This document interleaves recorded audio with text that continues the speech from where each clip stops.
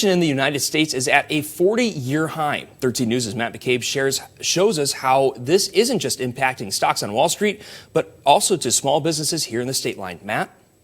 Small business owners are different than national corporations. For them, inflation presents an issue that they hope is fixed soon. Climbing higher. Inflation has become a problem for all the sides.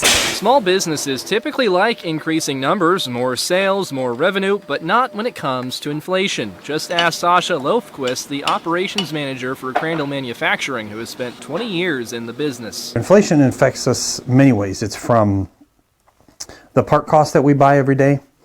On average, you're talking an 8% increase on a lot of the parts that we've seen. As for what makes those prices go up, candle maker Keyonia Starks says it usually stems from the supply chain getting strained, creating scarcity and demand. Definitely shipping, and then some of the fragrances I use have gone up. And when businesses have to pay, that often falls back on you, the consumer. Stark says inflation has only caused minor challenges for her company, but she says increased costs from inflation have put her in a tough spot to either take that loss or pass it on to customers. Getting people to buy if you raise your prices too because of the inflation.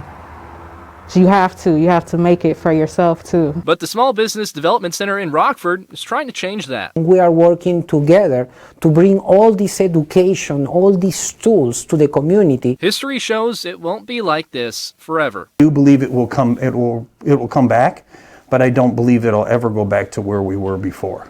Rockford small business owners all know what goes up must come down.